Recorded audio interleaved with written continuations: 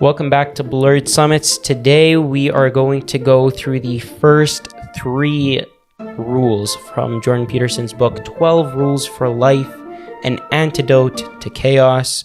Join us for this conversation. Jordan Peterson, 12 Rules for Life. Dun dun dun. Let's get started. Nice. I'm excited about this episode. Oh yeah, so the first one, stand up straight with your shoulders back, right? Mm-hmm. I think in, what was it, his video? He had that, what was it, conference? He gave a lecture for this organization or company, I guess. It was called How To Academy. They do a bunch of these videos online. I don't exactly know what their business is, but I guess they did have this conference, and Jordan Peterson was basically up there for an hour and a half talking about... That was his third speech for them, or third, whatever it was, I think, too. Oh, was it? Yeah, I think he did 2 others where he kind of beat around the bush of the 15 or the 12 rules for life. Oh, but this and one... And then this one was just directly all about that stuff. Yeah, exactly, because isn't the lecture... He literally he does it in order. He does it in order, talking specifically about each one, right? Yeah, exactly. That's all he does. So it's basically a summary of the book from the author. Pretty much. Yeah. Well, yeah, I think the first one's pretty cool. He used the analogy of lobsters, where it's something about if they have their shoulders square or something like that, where then they're more confident, right? Yeah, I think... Or more agile or more... It's like, so basically his argument was that there's within... So lobsters, why lobsters are significant is because lobsters are super old. So they've been alive for thousands and thousands of years. Since, they're basically dinosaurs. Yeah. Lobsters are. And the real interesting thing is that their nervous system has remained pretty much the same. No need so to evolve. it's very, very archaic. Now, the interesting thing about it is that lobsters actually feel some sort of a depression. What that actually means and stuff like that, I'm not exactly sure. But they basically found that when lobsters crunch up, or they're not straight, they're like curled up. They're curled up. They get less confident, or less, or more depressed, or looked down on, right? And now these are big leaps in like what is a confident lobster, what is a depressed lobster. All they can tell is because they have such basic nervous systems, the pathways are really easy to follow, so you can tell which nervous system pathways are being lit up. And they found lobsters, when they stand up straight with their shoulders back, they live a better life. When I think with, like, from physiological standpoint, it's with your shoulders back, and it forces you to open yourself up, right? Which is like a super vulnerable thing to do. Yeah. And when you choose to put yourself in these vulnerable positions, you not only make yourself feel confident, I guess, you also give off this vibe of confidence of, I'm untouchable, I'm superior, I guess, because I think he touched on superiority in his speech or talk. So by giving yourself that kind of, I don't want to say, what's the word? You're not like greedy. You feel confident. You're not confident, not cocky, not arrogant. Right. I think having that confidence in yourself, shoulders back, open up, body open, just makes you so much more confident. You I guess one could say you ooze confidence. People around you will see that, and then you'll make yourself feel better and tricking yourself into feeling happier, I guess, at the same time. And I think one of the things why he said to do it is that, like, even if you're feeling unconfident, do that, right? Because it's almost like it's a two-way road. Yeah. And because it's a two-way road, when you open up when you stand up straight and you put your shoulders back, then it will lead to confidence, just as confident people subconsciously do that. I think that's one of those ones where it's like, consciously been trying, no matter what, just shoulders back, open up, chest out. Do you want to know a pretty interesting fact? Is one of the reasons why people say that, like, the gym bros are super confident. That's because of their shoulders, right? It's because one of the things that happens when you work out your back is your back muscles get tighter and stronger. So naturally, it pulls your shoulders back. Yeah. Right? And your chest gets bigger, so it puffs your chest out. So yeah, sure, going to the gym makes you more confident because you feel better about your body, but it's a little bit more psychological than that, right? It's that by doing the exercises, it straightens you up, and maybe that's what also adds the confidence. Gee, Maybe that is, right? crazy, right? Which one causes which, though? Are you getting bigger because you're feeling more confident, or are you more confident because you're feeling bigger? Wait, say it again? Mind twist. Are you getting bigger because of your confidence? Because you're confident, like, oh yeah, let's just keep going. Or are you getting more confident because you're getting bigger? I think that's another two ways. Yeah. It goes back both ways, right? That's true. It's like, I feel confident, so I'm going to work out more. Get more confident. Yeah. It's probably a two-way road. Yeah, it's a two-way road. Everything's in this world's a two-way road. Yeah. Clearly. There was something else. I just forgot. I want to say it was Oh, this is just about Jordan Peterson real quick. So, a real interesting fact is that he isn't greedy about the rules. So what do I mean by this? Yeah, what do you mean? Is that he posted these 12 rules before the book came out. Oh yeah, on Quora, right? Right, on Quora, but actually, like, when he was getting ready, like, for example, for his second book, when he was getting ready to release his book, like every week or every couple of days, I forgot how often it was, he would make a post on his social media with the rules. So he would literally tell the people the rules. Yeah. You know, and if you wanted to buy the book, then he would explain the rules a little bit more. He would give examples and stuff. Go into his research, do that kind of stuff. But the rules themselves, he would be willing to give out. Mm-hmm. And I thought that was super special because sometimes it feels like the person, you have to buy the book or buy the course or do the thing to get the information. He's giving you the sauce. Yeah. You know, if you want to know the recipe, maybe you got to read the book, but at least you have the sauce right off the bat. That's a pretty good analogy, actually. I'll take that. So the next one, I think rule number 2 for him was treat yourself like someone you're responsible for helping, right? I think he used the analogy of how someone treats their dog with medicine. Yes. I think that's what he used, right? Where it's like, if you have like a pet, you'll go to the doctor with them, get their medication, go get it filled or get the prescription filled and follow the rules of the prescription to a T, right? Like perfectly no matter what. Mm-hmm. But if you're getting that prescription for yourself, I think he said like half the people won't even get it filled. So they won't even get to that point. And if they do get it filled, then they're not applying it properly or they're not following it to the way they're supposed to, right? Yeah. So people always seem to help other people rather than themselves, especially like their loved ones, like dogs, kids, that sort of thing, right? There is when that study was done, they tried to rationalize why that happened. Like why do people not get their own prescriptions, right? Why do they get it for their dogs but not for themselves? And there's one argument, and this is the one that like I think is very reasonable. The best explanation I've heard is that the reason that we don't care for ourselves is because we believe that we don't deserve to be cared for.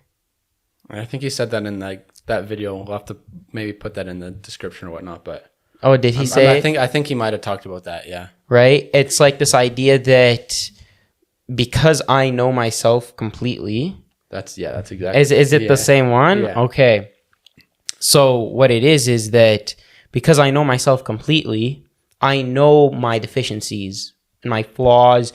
Yeah, I know I'm a terrible person and I don't wake up on time and I don't do this right and I'm lazy here and I'm lazy there. So because I know that I'm such a terrible person, I believe that as a terrible person, I don't deserve to get treated for sickness. Now, my dog, on the other hand, my dog's pure, it's innocent, it's good. Even other people. Yeah. I look at Hudson, I say, oh, Hudson's perfect, he's amazing, he's the best guy in the world. Right? And then we say these things, and so that justifies, okay, Hudson deserves his medicine. Mm-hmm. Me, I don't deserve my medicine. Yeah, and right? I think people just have issues being responsible for themselves. Like, it's easier to be responsible for someone else than it is yourself. Why? Actually, I don't know why that is, but I feel like it's easier to look after something that's like that same thing that you just said, basically. Like, Right. they look at things more holistically for someone else than themselves. They look at things more critically when they're looking about themselves instead of looking, oh, this person, just overlooking any of their flaws, right? Like if it's someone you're close to. And just kind of going and getting it done because you know you need to do it. And the interesting thing is too, like, this is another idea that Jordan Peterson talks about sometimes, is the idea of, for ourselves, we're always guilty before we're innocent. Mm-hmm. But for other people, it's always the opposite. Right? In society, what's the rule of justice? It's you're innocent until proven guilty. Yeah. Right? So for everyone else, we assume they're innocent until they're proven guilty. But for ourselves, we always take the backside, right? Or is it because we know we're already guilty? Yeah. Maybe we believe that our default state is guilt. Maybe. Right? Now, why does that happen? Yeah, you tell me. I have no idea. I have absolutely no idea. This is actually one of the mysteries, because Jordan Peterson explains that a lot of our society is built off of how we as individuals live our lives. We basically took that and we expanded it to society as a whole. Yeah. But he said for some reason, the guilty before innocent, we flipped it.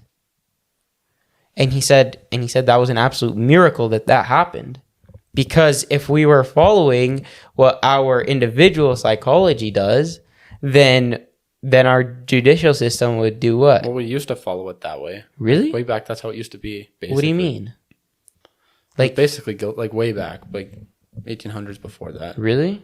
With what? And then obviously, but as you ease things up, then you can work on punishment and keep people more often, right? So I think there's a lot of this stuff. I don't know, it's a complicated thing, but back in the day, it was basically like witches and shit. Oh, that's true. Hey, I guess with the witch hunt, yeah. Bro, there's all these things where you just say, hey, this person did this, and then they're dead. They're getting hung. They're doing all these other things. Right? You couldn't cross no lines back then. Think about like during the French Revolution, bro, with the... Bro, if you ever made me mad, I would just go and be like, yo, Hudson's a witch. Get him. And then anyone, you say something like, okay. Yeah. That's like in, what is that? In The Dictator. That's anything. Yeah. Done. You just go into you just go to the police station, get them. Wouldn't it be wild? Like they would like attach a rock to your feet, like sink you to the bottom of a river. And if you would come back up, they'd be like, oh my God, he's a witch. But if you didn't, they'd be like, oh, damn, he wasn't a witch. Well, you're dead. And then if you come back up, you're dead anyways. And if you come back up, you're dead. Exactly. Yeah. So but do you think that that was an anomaly? What? The guilty before innocent? Like that was just a glitch in our history? Or do you think that we've always kind of been on the guilty before innocent route? Well, you said that that's innately how individuals are. So yeah. I think the glitch was somehow flipping it at one point in time. Okay, here's another question. If we look outside of the judicial system, do you think that us as individuals believe that the people around us are guilty or innocent first? It depends on the person. That's when it depends on the person. What are the depending factors? How they look on the world. Straight up. Pessimists will think everyone is guilty or evil innately. Think everything is bad. Well, optimists will innately look for the good in people and need to have that overturned before they'll look at things as evil. Because the pessimists need people to prove they're good to see them as good. Well, people who are optimists need to see them. So which one's the better system? Well, it's probably better, like you're saying, overall or in general, and like in your experience. Well, I think it's better to innocent until proven guilty, I guess, or good until proven bad. But as soon as that goes from the good to bad, it's way, way, way harder to get it to flip back. Right. Right? Like, because that's when, if you assume everyone's good, as soon as that one thing goes off, you're not good anymore. Done. Yeah. Take your sentence. Get out of here, man. That's Done. what Poon said. What? You know what Poon said? He was in an interview and he said, like, this interviewer asked him, he's like, do you forgive?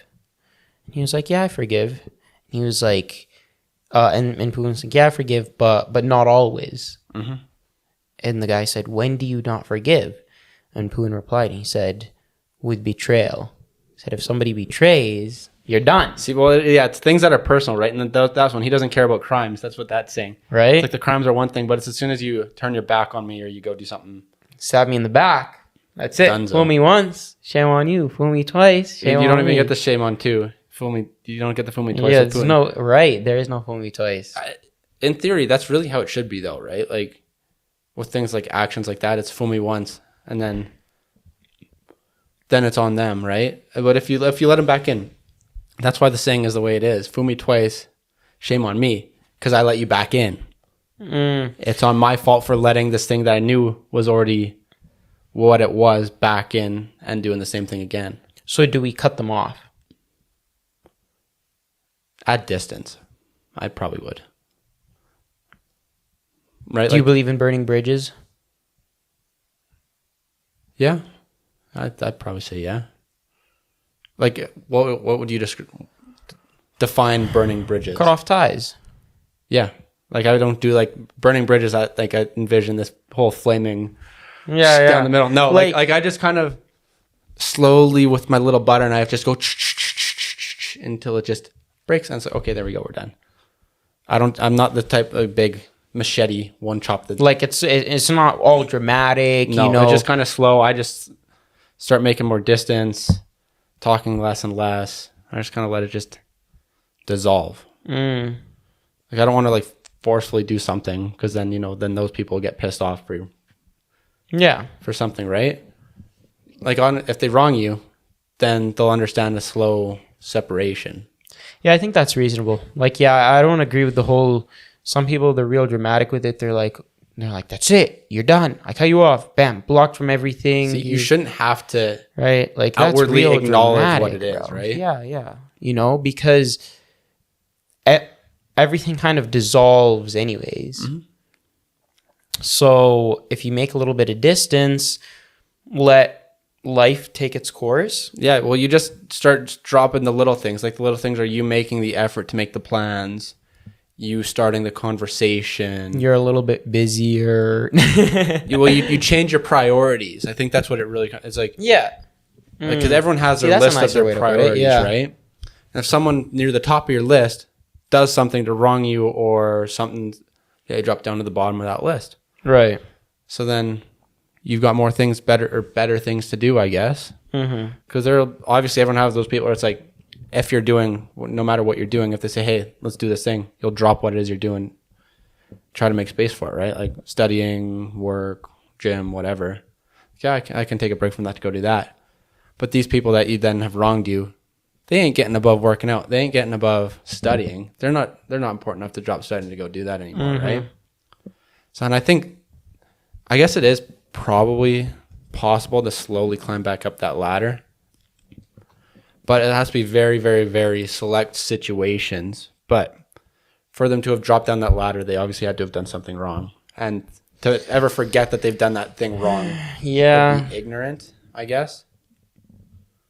Because why? Because they have the potential to do it again. Well, you know what they've done. Now you know that they are guilty, for a fact. Right. So it's not like. What if they've paid their dues? In which sense? I don't know. Do the crime, pay the time. They've done all they can to amend it. You feel that they are genuine in asking for your forgiveness. No, you can give them your forgiveness. But then obviously if you let them back into your life and then they do it again, that's not on them that time. That's on you. Right? It's a good question. Can a person Because the Because saying, it's like, people don't change. People don't change to that extent, right? Ultimately. these are good questions. 1 second. Do people change? I'm writing this down. Because ultimately, I'm not too sure if those people are able to change like that, right? Maybe depending on the person. But like the major things, right? Those don't change. Yeah. And usually those are the things that cause someone to wrong someone. It's not the little nitpicky things that'll cause these separations. It'll be the big real deal things. And when you let those real big deal things forgive them, they're still there. It's not like they pulled it out of their backpack and threw it off a cliff. They still got it. Interesting. These are really big topics. Well, I think we're going to have a discussion about this in a future episode. Because I think it depends. But yeah, because they're questions without answers. yeah. Right? So what is the right answer? I don't know. I think ultimately it is up to the person. But if the person lets them back in, they can't be disappointed when they do the same thing again. That is right. And I think that is where the line is. Have you ever betrayed anyone? What does that mean? Betrayal in what sense?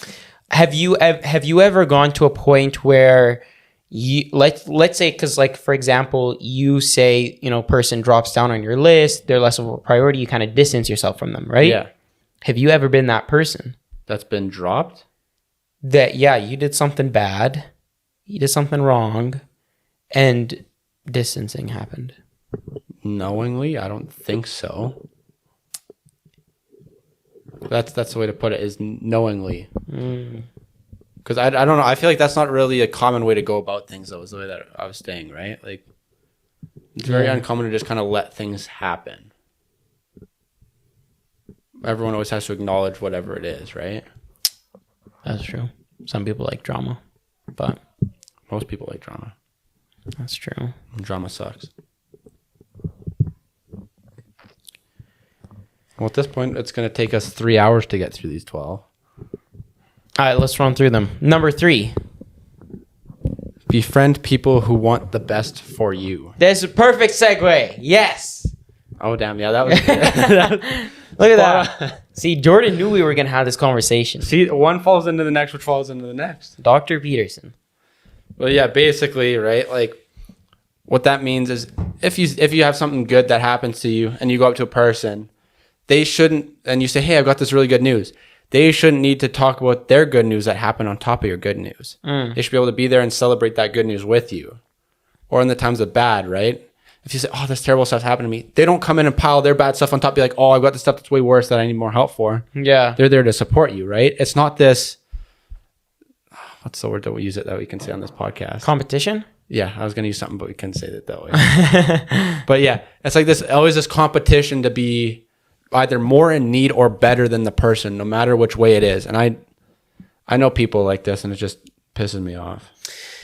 Now this is, but the thing, I guess I'll say this: like when you're those people that if you think they're that are doing these competitions, they're not really your friends, clearly, right?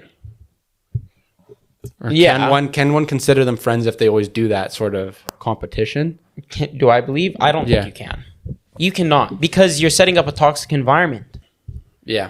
So you can never be friends with a person if you do that. Yeah, I agree. That's what right? Yeah, I agree with that. That's spot on. I think you can naively be friends with people. But then... Or you could be acquaintances with them, but like... I think that's where, I think that is acquaintances is where the line draws. But with acquaintances, you don't go to them with your problems. You don't go to them with your successes. Mm-hmm. Right? Because of this exact reason. Yeah, exactly. Right? Yeah. I saw this one Instagram post once, and the person said they were talking about that thing where, like, let's say a person comes to you and they said, oh man, this terrible thing just happened to me. Mm-hmm. And then you go, oh man, I know exactly what you're feeling. Like, I just been through this too. Right? I just been through this too. And the Instagram post said, I'm saying this not to overshadow you or to undermine what you're saying, but because I want to be relatable to you.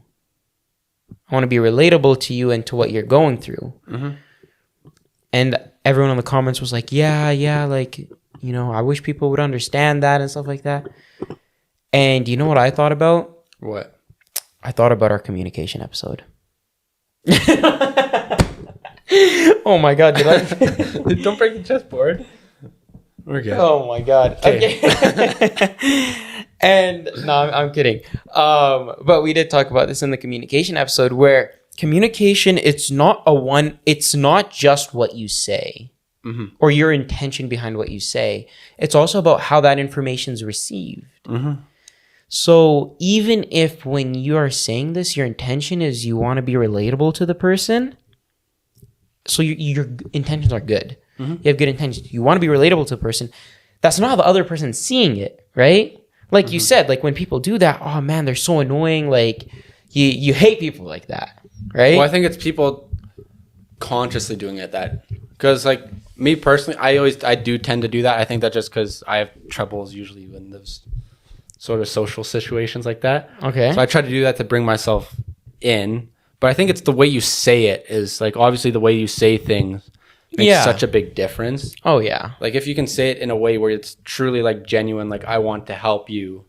I'm not telling you this because my problems are more important than you. I'm saying this because look, I understand you.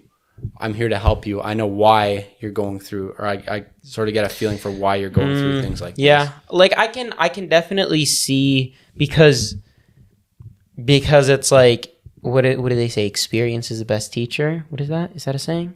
That sounds right. But like I think obviously on the good ones, there's nothing to do that. Like you can't do that with positive things. Right. With negative ones, if you're trying to be there to console them, be like, hey, don't worry, people kind of it happens, people rebound or whatever it is, like. Yeah. Like That's true. This is another thing that I've come to learn in a very hard way, which is that just because a person has come to you with a problem, it doesn't mean you need to solve it. See, I used to always want to solve the problem because that's how I deal with problems, right? How I deal, like if I come to you with a problem, I'm looking for a solution. I'm looking to get something done, right? I'm looking for a solution to my problem. And so that's what I just thought, like everyone was like this, right? I think it depends. Yeah, it also, because like then there's those people who are looking for someone who's been through the same thing. There's some people who just want to speak. They just want someone to listen. They need somebody to listen, right? And they need somebody to listen, and they need somebody who will effectively exist. Yeah, don't they just not say anything and just listen. They just need somebody to be there and listen. And I was actually listening to this fantastic podcast on the School of Greatness. Shout out Lewis Howes. I think usually you're going the wrong way down the ladder. No, he's one of the biggest podcasts. No, I know. So yeah. No, but I'm referencing him right now, and he was doing this great episode with Dr. Something Howes, Dr. Drew Howes, something like this. And they were talking about when you're a friend and you're lending a listening ear, right? Some people, they just want to vent and stuff like that. And they were actually talking about this idea. They were saying you need to allow a person to vent, but you can't stop there. Because if you just let the person vent all day and night, what you do is you create a toxic cycle where the person, all they're doing is they're not actually solving their problem. Yeah. They're just revisiting it. And, they do that for 5, 10, 15 days, 20 days, 3 months, a year, 2 years, 5 years. In the end, what it is you're just fueling each other with this negative emotion and nothing's getting resolved. So I actually don't know what the doctor, I'm pretty sure he's a doctor of psychology, but he was saying what you want to do instead is that you want to initially be there for the person, and then when the time is right, you give them the advice. Mm-hmm. Now, when is the time right? It's a bit of an art to figure out when that is. One of the strategies you can use because some people, they're really good at it. They can feel it. They can feel, is this person ready to receive or not? And that kind of stuff. But some people are not. I'm pretty bad at it. And he said, you can just ask a person. And that never really hit me. Like, I never ever considered that as Like, a solution. are you good for advice? Like, You wanna hear some advice? literally, it's like, hey, I know this is probably really tough for you right now. Oh, this seems like a very difficult problem. Do you want me to give you some advice, or do you just want me to support you right now? Some people, they'll just be like, yeah, I just want you to support me. Like, shut up, don't say anything. I don't want to hear it. Yeah, and again, if it seems like you're saying it in a genuine manner, I think that that's good. Yeah. If you ask that question and it seems pretty ingenuine, then it might feel like you're just blowing them off. So it's interesting. But I always thought, I thought that was a really interesting tip Yeah. they could do. Yeah. So like we said, you befriend the people. What was it? Befriend people who want the best for you. Exactly. Don't go for those toxic ones that always try to create a competition, make you feel worse about whatever it is. Be like, oh, you're always second place. You're never like the thing, right? Yeah. And it sounds crazy, doesn't it? Doesn't it sound crazy that a person could ever befriend somebody like that? But it happens very often, doesn't it? Yeah. Yes, it does. Yeah. Thank you guys so much for tuning into today's episode of Blurred Summits. If you enjoyed part 1 of going through Jordan Peterson's 12 rules for life, be sure to stay tuned to this Saturday where we will be going through rules 4 to 6. If you found anything in today's podcast useful, think of one friend who could benefit from the information and be sure to share it with them. If you would like to watch the full video podcast, it is out on YouTube. The full audio podcast is out on all platforms. And be sure to follow us on Instagram for more content. Thank you.